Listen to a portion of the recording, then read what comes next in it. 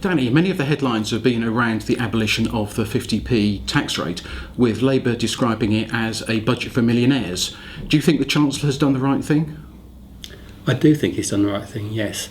I think we have to accept that some of his intention here will be to appease the Tory voters. But having said that, he appears to be borne out by the facts. The Treasury report itself has said that the tax take from this has been nothing like as much as it was predicted to be, and has possibly even been negligible.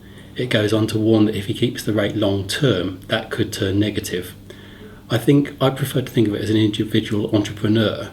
If I put myself in his shoes and say, I'm thinking of expanding my business, I might have to borrow from a bank, remortgage my house to do that, pay substantial interest rates.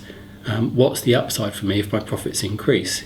If I perceive that increased profits will lead to the government taking 50% of that, I think that's a disincentive to me. So I might keep my hand in my pocket and say, now's not the time. That's not a good idea if what the government are looking is for the private sector to fulfil the public sector jobs that are being lost.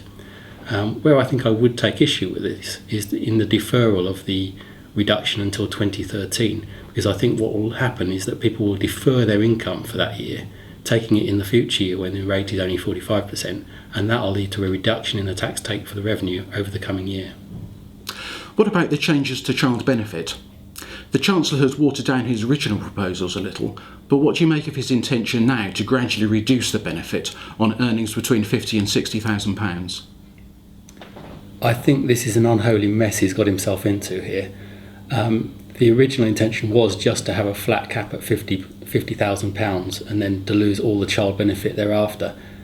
By introducing a reducing rate over the next £10,000, he's effectively introducing a complexity of the system that not 10 minutes earlier he had tried to remove by restricting the age-related allowances, which were calculated on exactly the same basis. But this is actually slightly worse than that, because this will be picked up through the self-assessment tax returns, and the revenue figures themselves are showing that this will lead to an extra 500,000 people being brought into self-assessment who weren't previously having to file tax returns. Not only that, but it's going to cost the revenue $100 million in staff costs alone to try and administer this, and they're estimating another $20 million on IT and other peripherals. So this is an expensive way out of the issue of having a break point at 50,000 where everybody loses everything thereafter. But it still hasn't solved, I think, one of the fundamental unfairnesses of the system, which is that a couple earning 50,000 each and 100,000 for the family will still get the relief in full, whereas a couple earning 60,000, albeit all via the working husband or the working wife, with the other one earning very little, won't get any of it at all. So it hasn't actually effectively solved that distortion at all.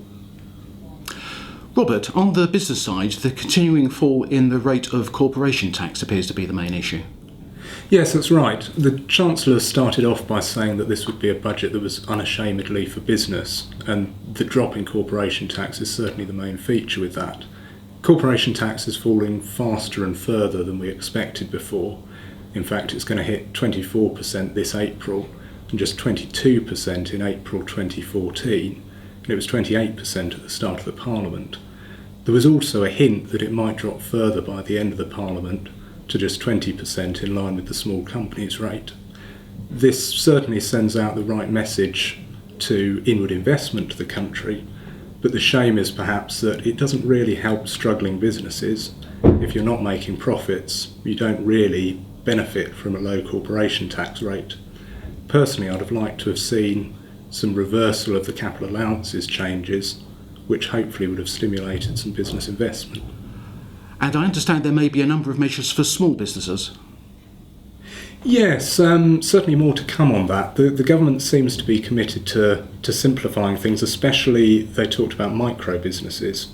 And we've got the idea in the budget that for businesses with turnovers up to the VAT threshold of £77,000, from April 13, they may be able to calculate their taxes on a cash basis, and indeed possibly even using a flat rate of business expenditure, much like the VAT flat rate scheme. I think the devil's really going to be in the detail with this though, because there's actually an ironic position where it could add to the complexity of the tax system, because we might actually have to compare two sets of results each year and work out which one's better for every client. So we wait and see, but let's hope it'll help them. And so finally, do you think this was a good budget for the East of England? Well, it was certainly a good budget for one of our MPs. Ben Gummer got through his proposals for a personalised tax statement for all taxpayers, which is going to explain how our tax pounds have been spent. How useful this is going to be, we'll have to wait and see, but certainly good for him.